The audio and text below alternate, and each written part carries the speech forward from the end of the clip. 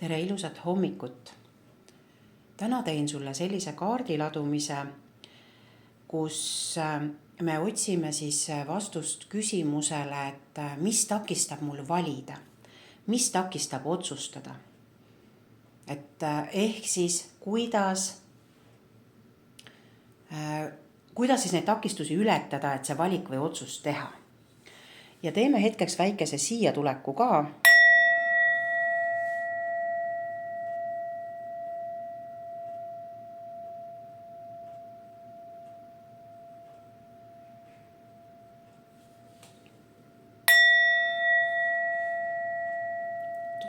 Tunneta, kuidas see heli käib sinust läbi.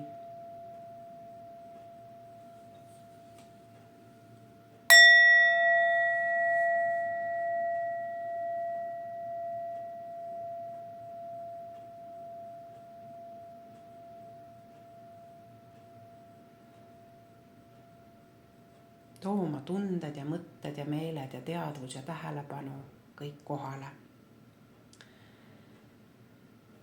Et mina olen Kaidi Livelb ja igaks juhuks ütlen ära ka selle, et tegu on üldise ladumisega, mis ei sobi kõigile. Kui sa tahad isiklikku ladumist, siis siit alt sa leiad lingi.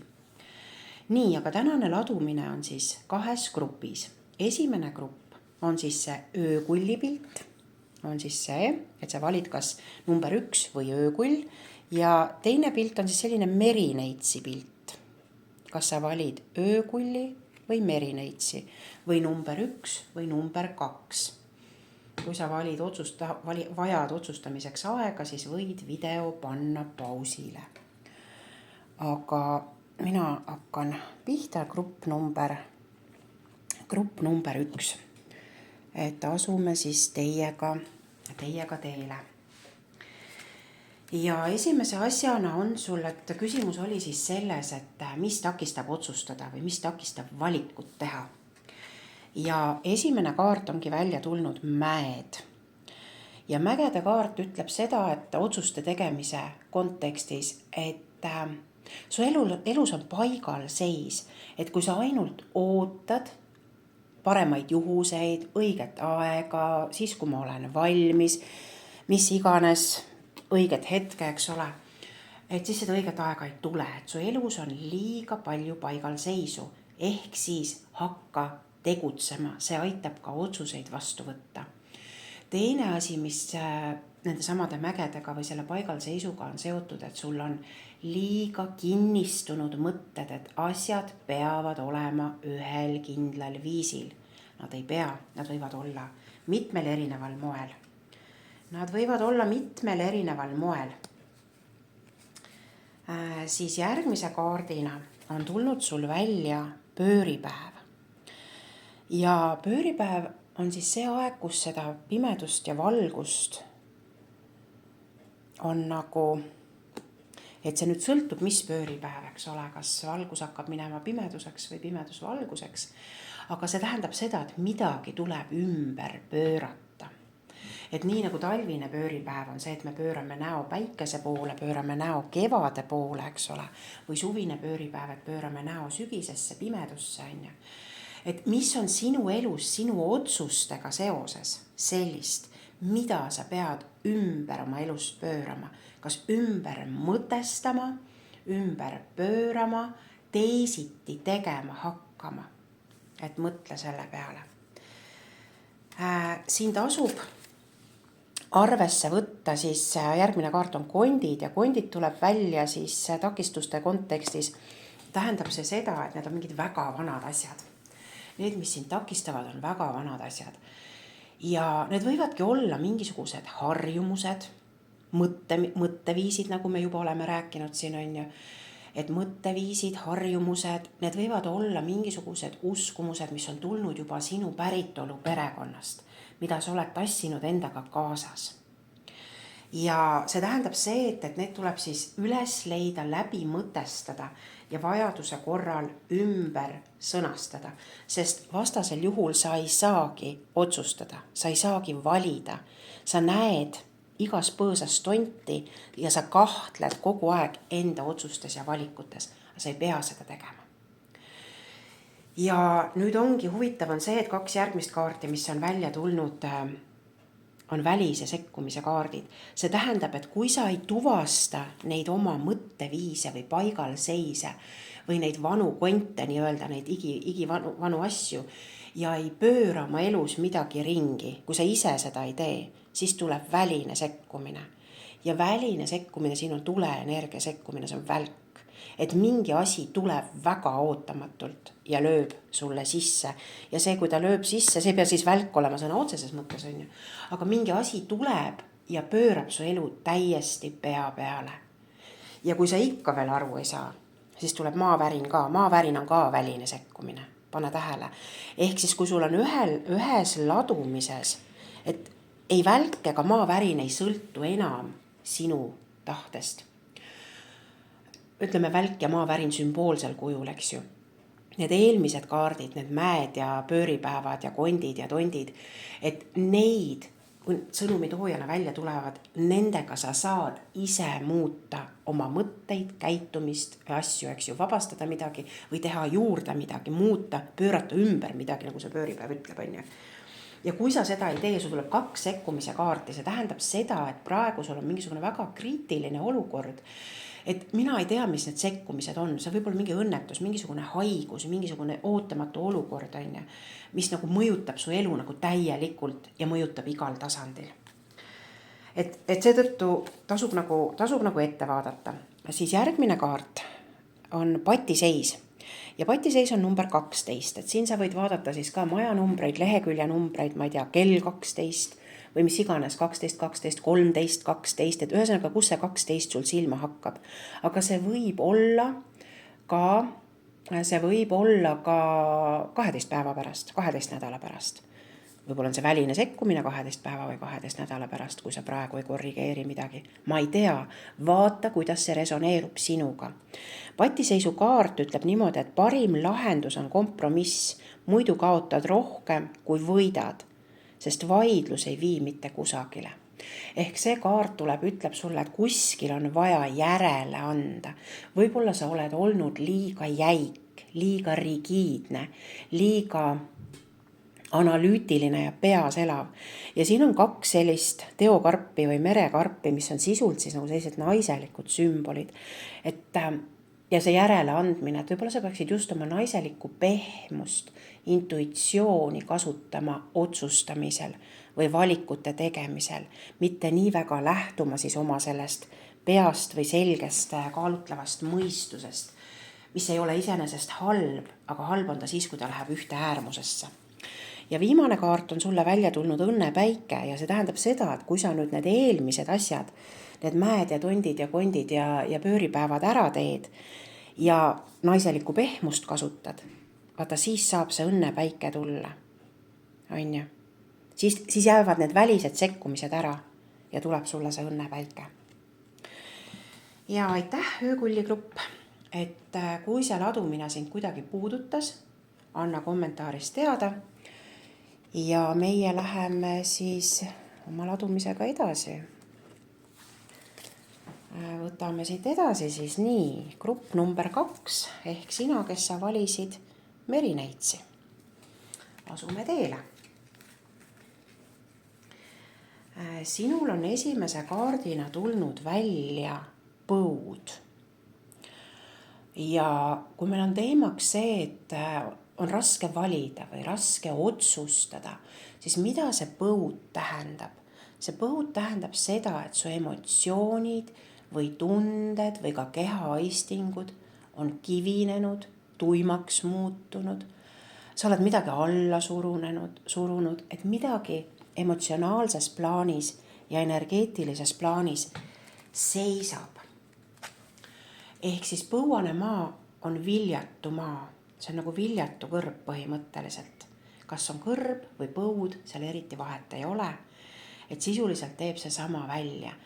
Ja see tunnete mitte tundmine või mitte lubamine on viinud sind selleni, et vaata see pinnas on pragunema hakanud.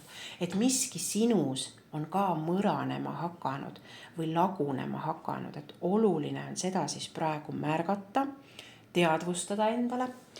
ja vajaduse korral siis see teadmiseks endale võtta või sellest nagu lähtuda. Ehk siis mis siin nagu aitab selle põuaga tegeleda, et kui meil on praegu see, et kuidas otsustada või valida, on ju, et tunneta, mida sa tunned, mida su hing sulle ütleb, et kuula nagu seda. Kui su hing ütleb ei millelegi, mitte mõistus, mitte see, et see on halb praegu, sest see on mõistus, on ju. Aga kui sa jääd täiesti vait ja tunnetad oma keha, siis sa saad aru, kas su keha on poolt või vastu. Vahet ei ole, mis küsimusega on tegu. Nii, et sealt sa saad selle energia või tunde nagu liikuma. Siis teise kaardina on välja tulnud puuk. Ja puuk on siis ka selline, et ta on nagu selline väike ja nähtamatu, aga võib palju pahandust teha. Ja kui sa nüüd mõtled, et mis siis sinu elus või sinu selle otsuse või valiku juures praegu hetkel see puuk on, et mis on see, mis sind nagu nähtamatult tagasi hoiab, mida sa võib-olla ei olegi märganud. Mis on see, millele sa oled ennast nagu lubanud, millega sa oled ennast sidunud ja mis on tegelikult sind ennast vaikselt kahjustama hakanud. Et leia see koht üles, et see on selle põuaga seotud. Et kui sa selle kahju tekitava koha üles leiad ja ümber muudad, siis see põuane pinnas muutub viljakaks maaks. Aga see, et see saaks viljakaks maaks muutuda, on välja tulnud metsakaart. Ja mets on siis selline, kui see kaardipakist välja tuleb, on siis selline sügav tervenduse kaart, mis siis räägib seda, et tegelikult ongi vaja ruumi luua iseendale, oma kehale. Seesama, et ma füüsiliselt tunnen seda, mida mu keha tahab. Ja ma ei mõtle siin seda, et kas ma tahan süüa või magada, vaid ma mõtlen seda sama, et kas mu hing ütleb ei või jaa. Et mu keha on nagu see indikaator, mis annab märku, on ju. Ja mets on siis, loomulikult sa võid minna metsa, eks ju, aga mets siis sümbolina või sellise sõnumitoojana siis annab sulle teada, et sul on vaja aega iseendale, rahulikku aega, vaikuse aega, et vaikuses saavad need sisemised sõnumid pinnale tulla. Lihtsalt nad kasvavad sinu seest välja ja sa ei pea selleks mitte midagi tegema. Loomulikult, kui sulle loodus meeldib, siis mine metsa ja naudi loodust, et kevad on käes ja päevad on valgemad, päike juba paistab ja päevad on soojad, et leia seda ja suvi on käes, et sügis on käes, et kõik need aastaajad, mis nagu on, et leia sealt see ilu, mis sulle nagu hingele pidet pakub ja avane ning puhke selle kaudu. Ja siis järgmise sõnumitoojana on välja tulnud orav. Ja orav tuleb siis välja, kui sul on mingisuguseid asju, mille külge sa oled klammerdunud. Need võivad olla füüsilise maailma asjad, võib-olla sa kogudki mingeid asju, näiteks mida sul vaja tegelikult ei ole. Kapp on võib-olla 10 või 20 aasta taguseid riideid täis või midagi. See ei pea nii olema, need võivad olla ka vaimsed asjad, emotsionaalsed asjad. See võib-olla ongi emotsionaalsed asjad, et see on selle põuakaardiga seotud, eks ole, et ma olen mingid tunded endasse kogunud ja siis seal kinni tampinud, ma ei ole neid ära lahendanud enda jaoks. Ja kuna ma tambin nad kinni, siis see osa muutub, tundekeha muutub tuimaks, on ju. Ja ma mõtlen, et kõik ongi korras, et ma ei tunne neid häirivaid ega haiget tegevaid tundeid, jumala okei on olla, on ju. Aga tegelikult mu sisemine maastik kuivab, eks ju. Ja see orav ongi tulnud sulle ütlema, et tegelikult sul on klammerdumised, sul on asjad, mille küljest sa hoiad. Need võivad olla füüsilised, emotsionaalsed, sotsiaalsed asjad, võib-olla sa hoiad mingitest töökohtadest kinni või suhetest kinni, mis sind enam ei teeni. Siin võivad igal tasandil need asjad olla. Lihtsalt leia üles, mõtle nüüd selle peale, et mida sul on otsustada vaja või valida vaja, eks ole. Et ilmselt see klammerdumine on ka selle teemaga seotud, et see ei ole lihtsalt niisama siin. Ja kui sa oled selle klammerdumise või klammerdumised üles leidnud, siis järgmine kaart on välja tulnud rukkilill, mis ütleb, et tegelikult seal klammerdumiste ja põuase pinnase all, kusagil seal sügaval metsas, sinu sees, on olemas see täiesti ehe ja unikaalne sina. See sina, mida maailm päriselt vajab. Ja mitte see, et ta praegu sind ei vajaks, vaid see on see sina, mis on see kingitus maailmale. no sinu kingitus iseendale, sinu kingitus maailmale, on ju. Leia see oma unikaalsus ülesse ja kui sa juba seda tead, siis jaga seda maailmaga või lähiringiga, et noh, vahet ei ole, et kiirga seda väljapoole, et oluline ei ole see, kui suur see ring on, kellega sa jagad, vaid oluline on see, et see energia, see sinu unikaalsuse energia kiirguks sinust väljapoole, see on tähtis. Ja kui sa seda kõike teed, leiad üles oma põuase pinnase, saad aru, mida sa oled seal endas ära kuivatanud, ära lõpetanud, mis on see puuk, mis sind torgib, on ja segab. Mis sul terveneda aitaks, eks ole, kas siis läbi looduse või on mingid muud asjad, mis on klammerdumised, unikaalsus, kui sa need kõik läbi teed ja siis saabki kevad tulla. Ma siin ennem ütlesin ka kevad tegelikult, see ei ole aastaaegadega seotud, see võib ükskõik millal juhtuda, on ju. Aga kevad siis sümboolsel tähendusel, et see on see, et siis sa saadki nagu õide puhkeda päriselt, ehedalt, kogu sellise voolava plastilise, sellise, kuidas ma ütlen, sensuaalse energiaga, eks ju. Ja kui sa oled sensuaalne ja voolav, siis tegelikult sul on lihtne otsustada. Sul on lihtne valikut teha, sest su sisetunne tunneb kohe ära need asjad. Ja järgmine kaart ütleb, et hoia positiivset energiat. Ja positiivne energia, et siin on siis delfiinid, eks ole, meres hüppamas. Positiivne energia ei tähenda seda, et kõik on niigi positiivne või et mul ei ole ühtegi probleemi. See ei ole positiivne energia. Vaid positiivne energia on see, et ma leian siit, sellest hetkest, siin ja praegu, selle, mis mind toetab. Ja see ongi see positiivne energia. Ehk siis ära mõtle selle mineviku peale, ära kujuta seda tulevikku nii pikalt ette, on ju. Mõtle see, mis on praegu, täna, siin, selles hetkes, sinu jaoks toetavat, nauditavat, mõnusat, aktiveerivat. Ja see aitabki seda positiivset energiat hoida. Ja viimane kaart, mis sul välja tuli, on see, et sind aidatakse, et abi on sinu poole teel.